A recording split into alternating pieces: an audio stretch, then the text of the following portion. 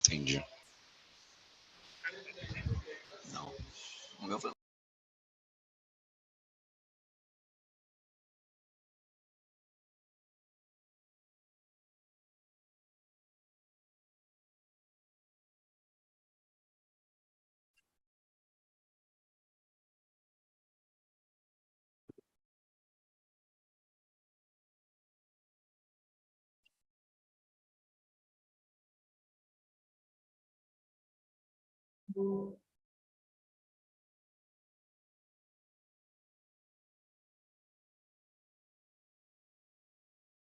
Okay, it's 2 p.m. in Brazil, 1 p.m. in the US. Hello, everyone, and thank you all for joining us today. On behalf of the Radiology Society of Rio de Janeiro and OCAD, I want to welcome and thank you all. My name is Aline Sirfari, and I'm here with Dr. Hilary Humans, who coordinates and moderates this series with me. And our guest speakers today are Drs. Graham Thompson, Juan Pablo Munoz, Dara Murphy, and Tatiane Cantarelli. This session will focus on sports imaging, and the speakers will present their cases, and at the end, we will have a Q&A session. If you have questions at any time during the presentations, please put them in the chat box, and at the end, the speakers will respond to them. The presentations today will be recorded and available on demand on the OCAD website, which is ocadmsk.com, and on the YouTube channel of the Radiology Society of Rio de Janeiro. If you want to join the OCAD community and see challenging cases, consider registering on the OCAD website. A quick reminder, attendees have not been given the permission to screen record any of these presentations as they may contain material under copyright. Unauthorized recording, use, distribution, and sale of this material without permission from the speakers is illegal. We thank you for your understanding. And with that, please, Hilary, kick off the session. Okay, welcome everybody. I want to extend a special welcome to our friends Catherine, Natalia, and Marina from the Ukraine. And now it's my pleasure to introduce my friend Dr. Graham Thompson, who's a consultant musculoskeletal radiologist with Oxford University Hospital and Oxford Musculoskeletal Radiology in the UK. He's originally from Cape Town, South Africa, where his interest in sports radiology led him to perform imaging on local and international cricket and rugby players, as well as other less important athletes. He is a member of the sports committee of the ESSR and has co-authored chapters in their sports imaging series of books and has published articles in skeletal radiology. He's given lectures on sports injuries at the ISS, ESSR, BSSR, Erasmus MRI course, and South African Sports Medicine Congress. He's married with 3 children, and his sports record is quite impressive, including a first division rugby and endurance triathlon, having completed 3 full and 8 half Ironman races. Okay. Thanks, Hilary. That's a very nice welcome. Hopefully, the 10 minutes is something I should be able to manage after all that endurance training. I'm just going to share my screen here. I assume that's what I have to do. Here we go. Right, let's get going. Can everyone see all right? Yes. Okay, brilliant. Thank you very much, Hilary, for the introduction, and thanks everyone for joining us. Welcome to Friday afternoon and the weekend. So the case that I want to present to you today is a 14-year-old water polo player who presented to us with a clinical suspicion of a slap tear, primarily because they were unable to throw. In addition to water polo, they played cricket and weren't able to throw in from the boundary. They also had a tight posterior capsule, which is a common finding with throwing athletes. Totally normal X-ray, and then they were referred to us for MRI. I want to draw your attention first to the normal study on a patient of a similar age, demonstrating the insertion of the subscapularis tendon, this very thin, hyperintense bit of tuberosity cartilage. So this is almost a completely ossified tuberosity, and we'll look at that process in a moment. On the abnormal, on the athlete's MRI, what we noticed was this hyperintense cleft between a bit of tuberosity cartilage and the subscap tendon, not completely separated, but a definite irregular cleft with a bit of fluid in it. And on the coronal images, you could see a slightly retracted periosteum and something that is partially detached from the tuberosity. And the diagnosis at the time was made of subscapularis avulsion with a small cartilaginous component of the tuberosity with it. But because it wasn't particularly retracted, the patient was treated conservatively. And after conservative management for 3 months, we scanned the patient again. But at this stage, there's now fluid going all the way through. It's still not healed. And in addition to that, you're starting to see some ossification of that cartilage of the tuberosity on CT as well, and progressed from the original MRI to the current one. There's increased ossification in that detached cartilage. So the patient was still symptomatic. This hadn't healed, and the orthopedic surgeon elected to put the screws in. This is a study from 3 years later, when most of these water polo players are also rugby players. It's an off-season sport for rugby players. It's got a bit of contact in it, so they enjoy it. But at 3 years later, you've got a healed tuberosity, and what I'm not showing you is also a Bankart lesion. So these kids have pretty messed up shoulders with that combination of sport. This was another polo player, this one 13-year-old, and here there was chronic shoulder pain with no real history of specific trauma, and pain with resisted subscapularis contraction. This is a lot more subtle. All we see here, there's your subscap insertion, the perichondrium, and then this very subtle cleft. We tried internally rotating the arm to see if there'd be any difference there, and really there's no change at all. Some subtle changes on the T1. But I'll just draw your attention to the axillary view here, the axial view. This very faint little cortical flake is all you really see, and it really is only the axial view that shows these things if they are going to be visible on X-ray. This is more obvious. This is a rugby player with a rugby-specific injury, acute injury, with a weak and painful subscap. And in this situation, what you're dealing with is a more obvious avulsion of a portion of the tuberosity with a fluid separation and slight retraction. And that's really the same pathology, avulsion of the lesser tuberosity apophysis by the subscapularis tendon. So let's just look briefly at some anatomy behind this. We know that the ossification centers in the humeral head they're 2 in number, one for the greater tuberosity and one for the humeral head. They gradually fuse together and expand in size. So when it comes to the lesser tuberosity, this is quite a wide insertion of subscap with muscle insertion more inferiorly, and then the footplate for the tendon more superiorly. But the lesser tuberosity, rather than developing an ossification center of its own, the humeral head ossification center simply expands to fill in the space. So I'll show you here, this is a collection of images that I've taken from various ages, starting off where you've got this hyperintense cartilage, apophyseal cartilage.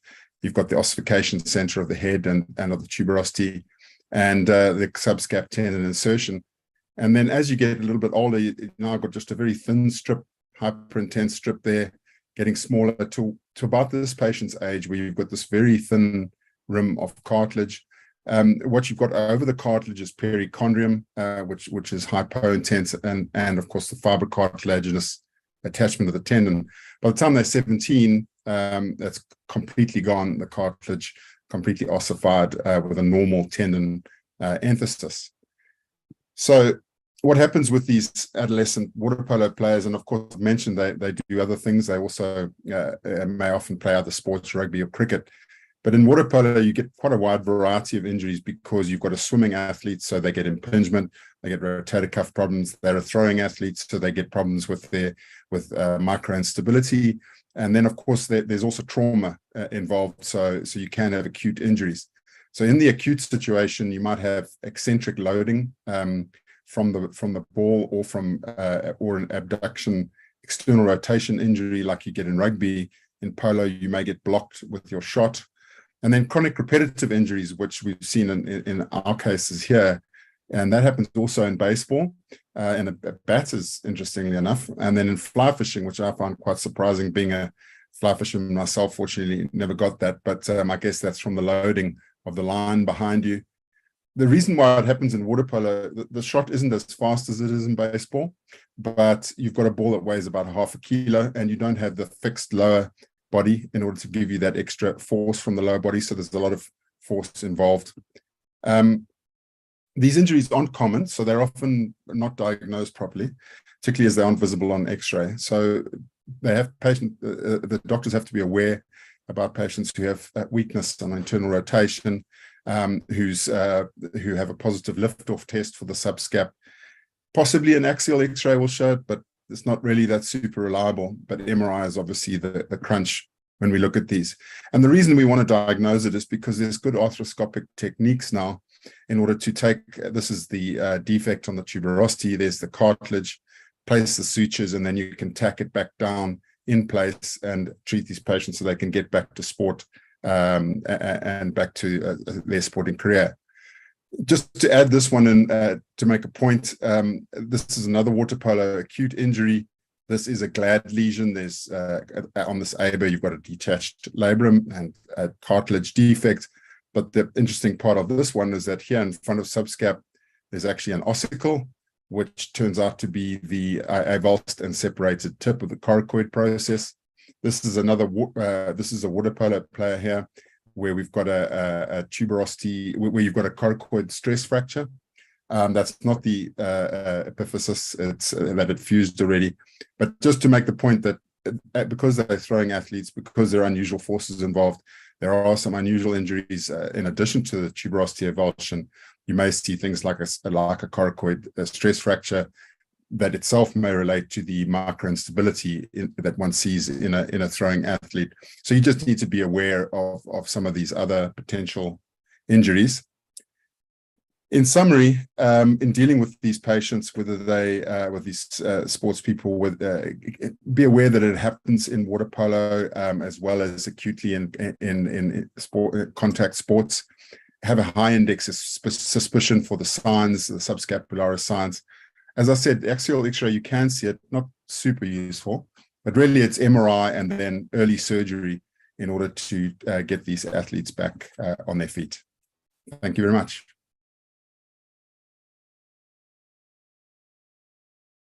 Thank you. Now it's my distinct pleasure to introduce my dear friend, Tatiane Cantarelli. She's a practicing musculoskeletal radiologist at HCOR and Teleimagem in São Paulo, Brazil, where she trained during her clinical musculoskeletal fellowship. She's also a former research fellow at NYU and a member of several radiology societies in Brazil. She has authored and co-authored articles on MSK field, and she is a very active MSK educator, lecturing in several Brazilian and international meetings. Please, Tatiane, share your screen.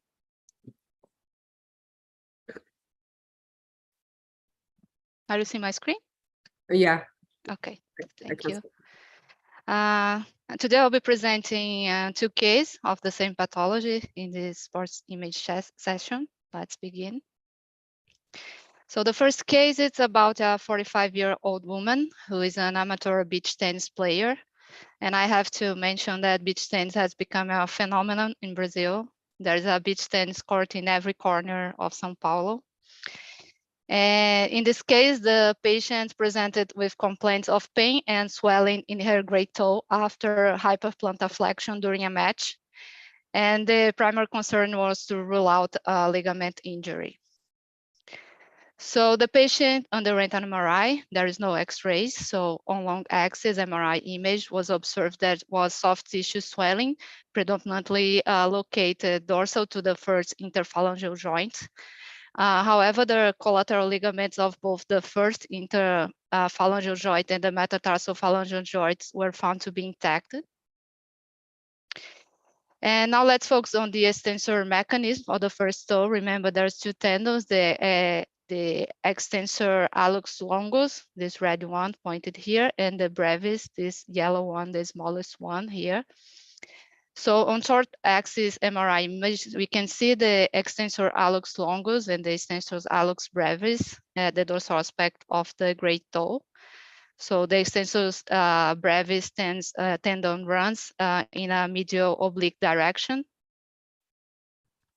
So we can see here going to medial and insert to the dorsal capsule at the dorsal base of the proximal phalanx of the toe, about this level.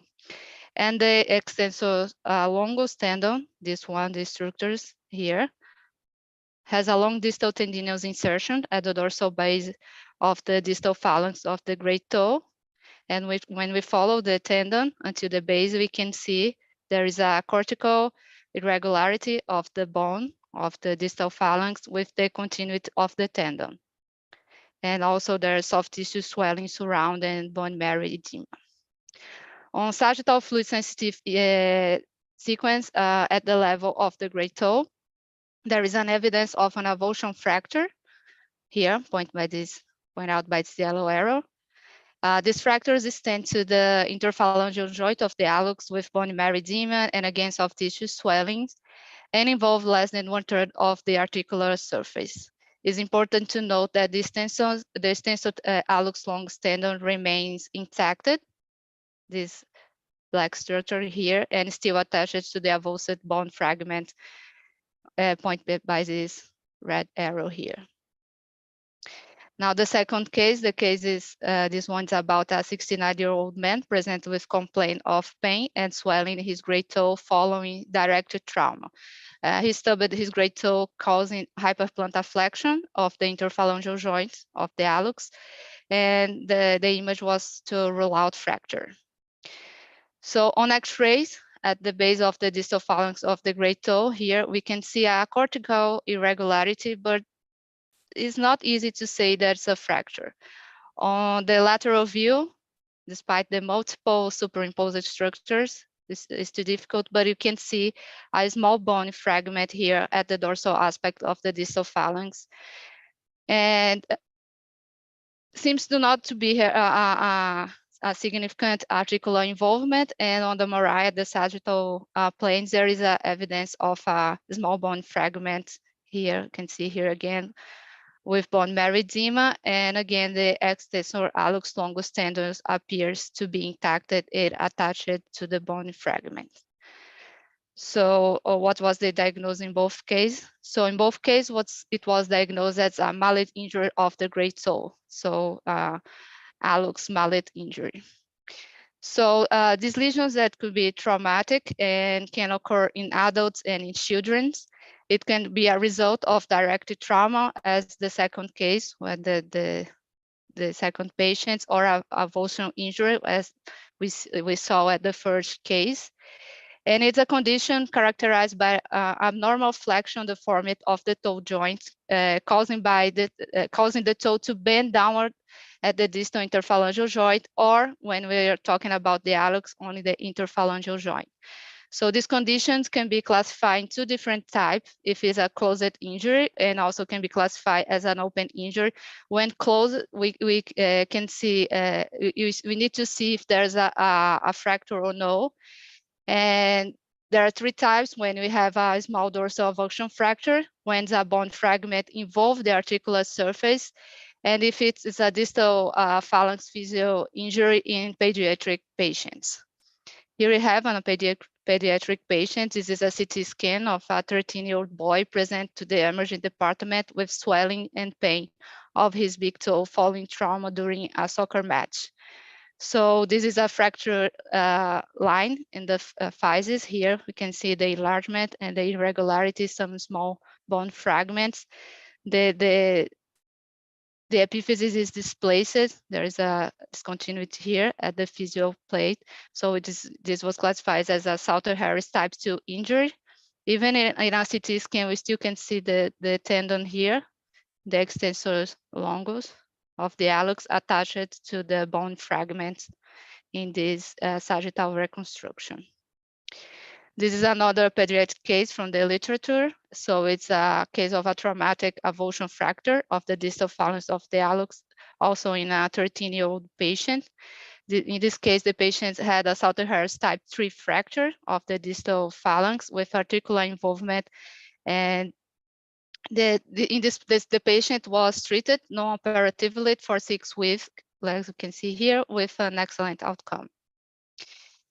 So a review of the literature, this study revealed only 10 reported cases of hallux mallet injuries, with the majority being bone injuries affecting middle-age groups, and happen as a result of a severe hyperplantar injury, as we can see in all the cases that I present.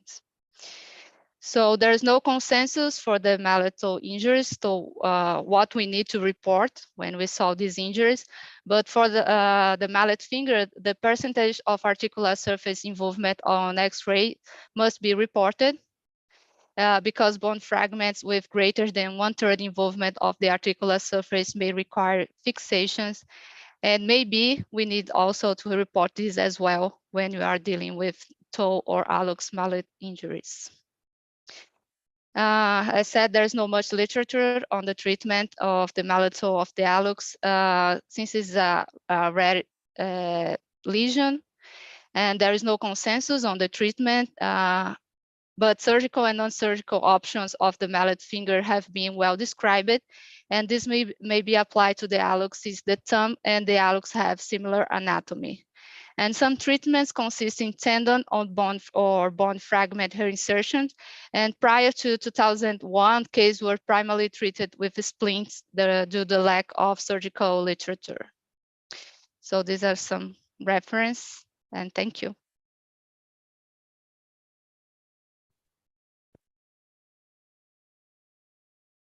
I love toe injuries. Thank you. I know. Oh, I'm sitting here in the dark. Maybe I can fix that. I don't know how to do that.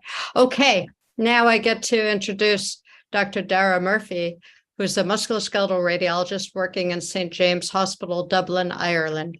He previously spent 10 years working in Vancouver, BC, Canada, including completing an MSK fellowship in Vancouver General Hospital, followed by 8 years working in St. Paul's Hospital in Vancouver.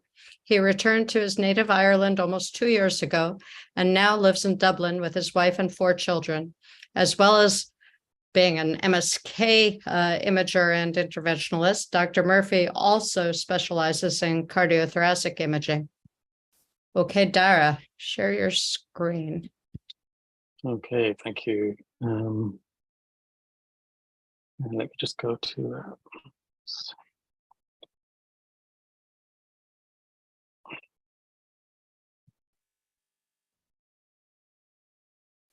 okay, that's sharing okay, Hillary? And you can hear me, great. Okay, fantastic. So I just have one case to present today, and the case that I have is a case of a 42-year-old woman. She's a recreational runner, and she has anterior knee pain, and she was referred into us for an MRI of her knee. And so I'm going to scroll through some sagittal, and then some coronal, and then some axial images, starting from sagittal PD sequence. From the lateral side to the medial side. And I want you to pay attention in particular to the anterior part of the knee, starting from the lateral side, moving medially. And you'll see that the patellar tendon has an unusual morphology. Now, she also has a lot of patellofemoral arthritis, which we can see with joint space narrowing, some periarticular osteophytes. But then we follow that sort of double appearance of the patellar tendon as it inserts onto the tibial tuberosity. And the rest of the knee is pretty unremarkable. The ACL and PCL are normal, menisci are intact. There's a little bit of cartilage change, but not much. And as we come on to the coronal imaging, you'll see again that sort of crossed appearance of the patellar tendon. Again, she's got that patellofemoral arthritis, which we can see a little bit of meniscal and cartilage damage, some edema in the medial side. And then the axial images, again, showing lateral subluxation of the patella with these prominent patellofemoral osteophytes, a small joint effusion, lots of cartilage loss in this relatively young woman. And then as we look at the patellar tendon, we see this crossed appearance of the patellar tendon, where the lateral portion goes deep to the medial portion. And as we follow it down more inferiorly, we see them both inserting onto the tibial tuberosity. Now, there's no micrometallic artifact to suggest that there's been previous surgery, but that certainly did cross our minds. And so how can we think about variance in the knee? And there's been a couple of really nice papers looking at variance in the knee. This is a nice one from a couple of years ago, relatively obscure journal, but it's actually a very nice paper, and it goes through lots of variants. But actually, a lot of them are limited to things like the menisci, the ACL and PCL, and some of the tendon insertions. But there's no mention of the patellar tendon in this particular paper. So I kept searching, and I found another nice paper from skeletal radiology, a bit more recent, 2018. Again, lots of normal variants described in the anterior knee with diagnostic pitfalls. But again, no mention of sort of a abnormal variant of the patellar tendon that might be similar to this.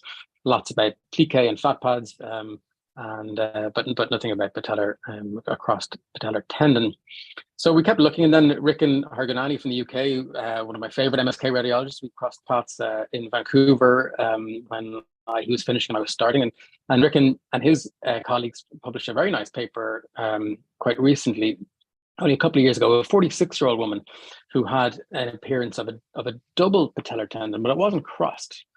If you look at the imaging from this, again, beautiful images that they provided, where they show definitely a double appearance to the patellar tendon with a deep and superficial component, both of which are separated by a fat plane, but they weren't crossed over. So they run in parallel to each other, and they insert together on the tibial tuberosity. So that was one thing that crossed our mind. Was this a potential, a normal variant of a double patellar tendon?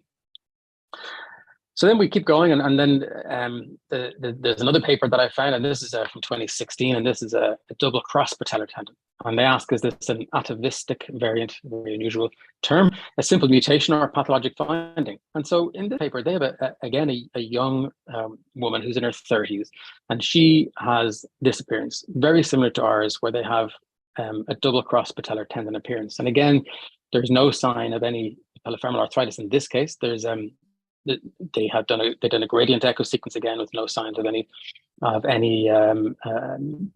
surgical intervention, and she denies any surgical history. Although, of the patellar tendon. Although there is a report there were mentioned in the report of 2 previous surgeries to that knee to remove a hemangioma, and judging on the timing of what they report, they were probably done when she was kind of early childhood, maybe 8 and 13. These 2 different operations, 5 years apart, to remove, as they say, a hemangioma around the knee, but they don't describe exactly much more detail about that. So she definitely had surgery. The axial images, again, looking very, very similar to ours, where the lateral portion of the patellar tendon tucks in underneath the medial portion and then inserts onto the tibial tuberosity. So why am I showing you an emu? This crossed my mind because only a few weeks ago I was at the zoo with my kids, and we're feeding these emus. The emus have very small brains. For their large bodies, so they're not very clever birds. But in this article that they described, the emu has this very similar appearance of a double crossed patellar tendon, and so there was some consideration. Is there some historic, going way back, similarities between human and large bird knees? I think that's possibly unlikely, but it is interesting to note that there are some animals out there that have a double crossed patellar tendon. A subsequent paper again showed a very similar case. Again, this is more recent again, and this is the second published paper of this, of showing this cross patellar tendon. But in this case, the patellofemoral joint is really arthritic. This is a 70-year-old guy, very similar to ours, very arthritic patellofemoral joint. And again, no history of surgery in this patient. One of the nicest papers about the anterior knee is looking at normal anatomy and disorders with anterior knee pain by Diane Flores, who spent a year with us doing a fellowship. And probably I learned more from Diane. I certainly learned more from her than she learned from me, that's for sure, in the year. She writes amazing papers and with lovely graphics. And again, this is a really nice paper. They go into a fair bit of detail about patellar maltracking, which is very interesting in terms of different osseous soft tissue and various stabilizers on the patellar side, trochlear side, and the measurements that you can do. And it's a great article. So that kind of got me thinking. So like any good radiologist, went back to look at this lady's plain films. And the most recent X-ray didn't show any surgical hardware. There's no screws or anything like that. So we went back to another previous X-ray, and sure enough, we have bilateral knee X-rays from a few years previously, and she has a dirty big screw in her right tibial tubercle. So she's clearly had some previous surgery to the right side and probably correcting a patellar maltracking disorder. So in this case, this was a post-surgical case and not an anatomic variant, based on the fact that she has the history of the surgery. And so when we talk about patellar maltracking, there's a few main factors in stability of the patellofemoral joint, including medial patellofemoral ligament, lateral retinacular integrity, the trochlear groove, vertical patellar positioning, patellar tendon length. And when we think about the passive restraints, the MPFL is a primary passive restraint in the first 20 degrees of knee flexion. And the trochlear groove accounts for stability in deeper knee flexion after the patella begins to engage the trochlea at about 30 degrees of flexion. Patellar height also plays a role in stability, allowing for appropriate engagement within the trochlear groove. And then in addition to variations in the above described anatomy, there are generalized ligamentous laxity, increased Q angle, and trochlear dysplasia, which are recognized risk factors for patellofemoral impingement. And then excessive lateral patellar tilt by the IT band and by the lateral retinaculum contractures and lateral femoral condyle hypoplasia can also impact tracking stability of the patella. So patellofemoral impingement is caused by both proximal and distal pathoanatomic alterations. And distally, a large tibial tubercle to trochlear groove distance, or TG distance, signifies a larger quadriceps vector or Q angle, and then greater lateral displacement force on the patella during knee motion. And with a TG of more than 20 millimeters, it is an indication for a surgical intervention. And surgical intervention basically depends on whether the patient is skeletally immature or skeletally mature. Obviously, threatening the physis or interrupting the physis is a problem. So tibial tubercle osteotomy and realignment is an option, but you've got to be very careful that the physis doesn't get interrupted. In terms of proximal realignment, there's things like MPFL reconstruction or repair. There's medial imbrication, vastus medialis oblique advancement. And then distal realignment, there's things like a Galeazzi tenodesis. There's a patellar tendon shortening procedure that can be done, or a Gramont procedure. And finally, the Roux-Goldthwait procedure, which corrects an increased Q angle, similar to a tibial tubercle osteotomy, but without threatening the physis. So this is what this looks like, and this is from the original paper in 1904 from Goldthwait, who is a surgeon in Boston. And what they do is they get a scalpel to divide the patellar tendon longitudinally. The lateral half then is subperiosteally dissected off the tibial tubercle and passed deep to the medial half of the tendon. Sutures are placed securing the transferred tendon onto the pes and surround after an L split. And that's just a graphical representation of that. The advantages and disadvantages are shown in this table, which is taken from another paper. And again, this shows a very nice kind of representation of what are the good and bad things of doing a Roux-Goldthwait procedure. But the disadvantages are a large anterior scar, which I guess in those two cases in the case reports, you would expect a very obvious anterior scar if these were indeed post-surgical cases, and they don't describe that. So back to our case, this is Goldthwait himself. As I said, he was a surgeon in Boston in the early 1900s. Did a lot of surgery on war veterans, but his main interest was in patellofemoral disease. And so, what would he make of our case? I think that this is almost certainly a post-surgical case. The other cases in the literature, we see commonly patellar maltracking in sports imaging world. We don't often see the post-surgical complications. It often presents acutely in a setting of a transient patellar dislocation, which we see commonly. And normal variants in the knee are very common, but beware normal variants and beware post-surgical findings that could alter your diagnosis. The patellar tendon is obviously a very useful tendon for lots of especially for ACL reconstruction. So it's a very important tendon to be aware of and to describe accurately. So that's with that, I'll pass it back to you, Hilary, and ready for the last case presentation. Thank you, Dara. Aline. Our next speaker is Dr. Juan Pablo Munoz. He's a consultant musculoskeletal radiologist at Med Sports Clinic, an MSK radiologist at Hospital Clínico Félix Bunz in Santiago, Chile, and part of the radiologist staff for Colo-Colo professional Chilean football team. He graduated with a degree in medicine from Universidad Mayor, a medical residency in radiology and diagnostic imaging at the same institution, and a fellowship in MSK radiology at Pontificia Universidad Católica. He's a member of the Radiological Society of Chile, and he's a very active MSK educator with popular MSK accounts on social media, having lectured in several Chilean radiology and orthopedic meetings. Please, Juan Pablo, share your screen.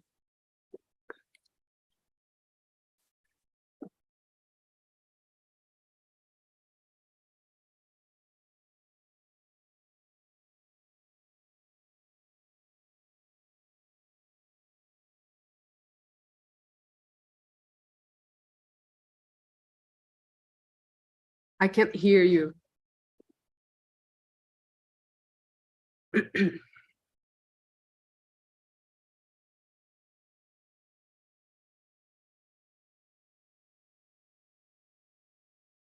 Juan Pablo, you're muted.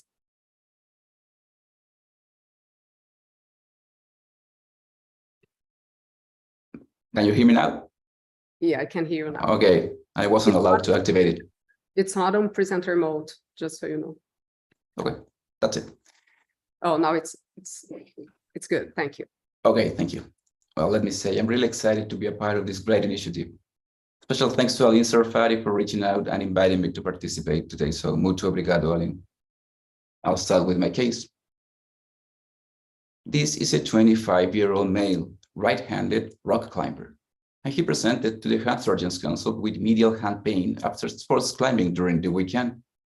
After initial clinical assessment, an ultrasound was ordered to rule out pulley injuries. This is the volar aspect of the ring finger. At the top, we can see mild tenosynovitis and ill-defined and lobulated contours of the A2 pulley. There seems to be as well a separation between the volar cortex of the proximal phalanx and the flexor tendons. At the bottom image, we can see diffuse hyperemia of the soft tissues on the Doppler ultrasound. We frequently send back to our surgeons comparative images of subtle findings to make it easier for them to see. And this is the case. We can appreciate that the separation between tendon and cortex becomes more evident once we see the normal side next to it. Now let's go through these images from a learning perspective. We can see this soft tissue overlaying the flexor tendons that corresponds to the mostly torn A2 pulley. In this close-up, it's easier to see as well the separation between tendon and cortex due to bowstringing. So these findings are consistent with an A2 pulley injury. That, as previously mentioned, becomes more conspicuous once we see the normal side with its intact A2 pulley for comparison purposes. But I'm not here to talk about pulley injuries. You've probably seen plenty of those, and they are very well documented on radiologic literature. So before I dismissed the patient, I wanted to make sure we had no ancillary findings. So I got a full scan of the flexor tendons, but found no primary tendon injury. I am confident now with my call, but before the patient leaves, he tells me that his trigger point is not his ring finger, but rather his hypothenar eminence. So of course I take a look, and what I found is actually already on screen. I am now going to overlay the flexor tendons of both ring fingers to give you some anatomical reference. If you look to the left hand, you'll see that the flexor tendons are fully surrounded by mostly hypoechogenic muscle bellies, as is the case of the lumbrical.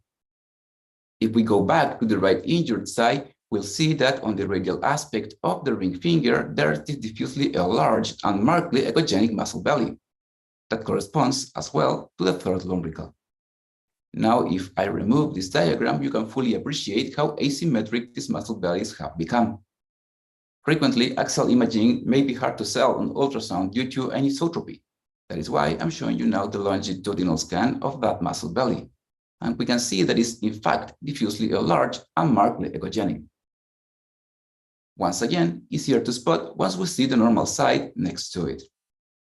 So this patient had not only sustained an A2 pulley injury, but a third lumbrical muscle tear as well. A rare injury, but this is a high-performance athlete, so he's prone to get injured in unusual places. We see this all the time with pectineus and obturator tears in pro soccer players. So at the time, I didn't read much into this and I moved on. A couple months go by and an identical patient walks in. Also male, mid-20s, right-handed rock climber. And once again, the request was to rule out pulley injuries. But on this occasion, his pulleys were intact. As I was prepared, I immediately scanned his hypothenar eminence. And this is what I found, but this time centered over the fourth lumbrical. And if you look between the red arrows, you can see this lumbrical is diffusely enlarged and markedly heterogeneous along the entire scan. I am now going to show you the normal side to make these findings stand out. If you please look to the left side between the green arrows, you can appreciate how slim the fourth lumbrical really is and how homogeneous it is along its entire length. Now, if we go back to the right injured side, we'll see how enlarged and heterogeneous this muscle belly has become.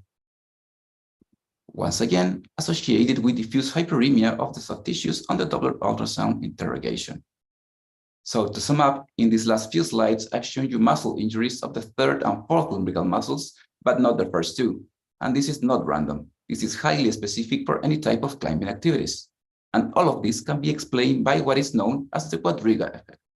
Let's look into this. So what is a quadriga? It is an ancient vehicle used in Rome and Greece with 4 horses but a single rider. So the connection between these 4 horses is what makes the analogy with the flexor apparatus. Let's see how this works. This is a beautiful macro section from the Journal of Hand Surgery. This is not mine, so I'll leave the QR for this picture in the right bottom corner. And here we have the flexor digitorum profundus of each finger with the flexor digitorum superficialis and muscle bellies removed.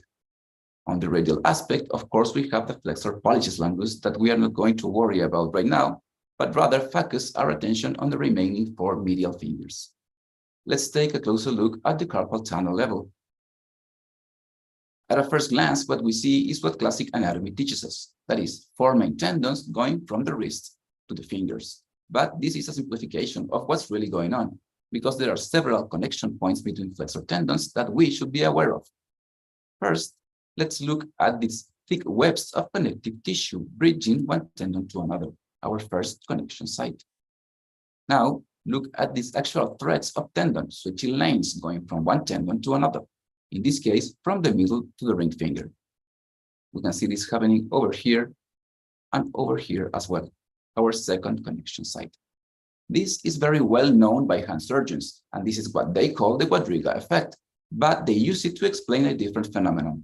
Once they've operated on a flexor tendon and the finger next to it develops flexion malfunction. But the quadriga effect does not end here. There's more to it at a more distal level on account of the lumbrical muscles. Let's take a closer look. So lumbrical muscles are a very unique set of muscles in many ways. First, they do not have bony attachments. They go from the flexor tendons to the extensor aponeurosis. Let's take a look at this third lumbrical, and we can see that one side of the muscle belly arises from the flexor tendon of the middle finger. The opposite side arises from the flexor tendon of the ring finger, sharing one common distal insertion at the extensor aponeurosis. Second, they do not share the same innervation. The first and second lumbricals are innervated by the median nerve. Meanwhile, the third and fourth are innervated by the ulnar nerve. And last, and most important for the purposes of this presentation, they differ in their macroanatomy. The first and second lumbricals are unipainted muscle bellies. Meanwhile, the third and fourth are bipainted muscles. Please remember this because it is key to understanding this pathology. One frequently used position in rock climbing is what is known as the one-finger grip, in which the ring finger is fully extended, bearing most of the body weight. Meanwhile, the remaining fingers are kept in a clenched fist, with their flexor tendons fully flexed. Let's take a look at this diagram, in this case of the fourth lumbrical. And we can see that this one finger grip results in divergent forces being exerted on each side of the muscle belly. One side being pulled towards the body with the flexor tendons of the fifth finger, and the opposite side being pulled distally with the fully extended tendons of the ring finger, resulting in muscle tearing. And this is why you can only have this type of injury in the third and fourth bipained lumbrical muscles and not the first two, which are unipained muscle bellies. Now for my take-home points, you have to be aware of this type of injury in rock climbers, especially once you're looking for pulley injuries, whether or not the pulleys are intact. I've just shown you one of each. And more on the anecdotal side, it really helps to be a better clinician and look at your patients. I perform ultrasound with very dim lights, so when I turned on the lights on my last patient, I could see that he had mild hypothenar ecchymosis. So maybe if I would have seen this, it would have made my diagnosis a lot easier. Then again, if we were better clinicians, we may all not be here. So with that, I will leave you with my social media, where I frequently post MSK-related topics that some of you may find interesting. This is my beautiful hometown, Santiago, during the winter. Once again, very grateful for the invitation, and thank you all for your attention. Amazing, Juan Pablo. Love it. Thank you. Thank you. Hillary, do you have questions for the speakers? I don't see any here in the chat box. I don't, but I was chatting privately with Graham about his cases because it was very reminiscent of a case series that I presented quite a while ago, and then the resident never published, what we called os subscapularis. And these were all in adults who turned out to all have subscapularis tendon tear, not all of which were actually visible on MRI, because we are not as sensitive for detecting subscapularis tendon tears on MRI as the other tendons. And radiographically, the only reliable view for seeing that oscul, which always means there's a tear, was only the axillary view, which we don't do routinely. So he pointed that out on his in his series of cases. So I don't know that it really warrants doing an axillary view in every case, but certainly if you have any indication of tenderness over the subscapularis or weakness. I don't see any questions in the chat. Yeah. I enjoyed Juan Pablo's case very much. The only case I've seen was a guy for the rescue service that went out during one of our big storms off the coast of the UK here and fell, obviously gripped on with one finger, and developed the same thing, pulley injury with an associated quadriga effect and a tendon injury. But I'm impressed with the ultrasound finding. On MRI, it stands out the edema and kind of yells at you a bit, and you go and find out what's going on here. But the lumbrical injuries on ultrasound probably takes a bit more sharpness to pick up.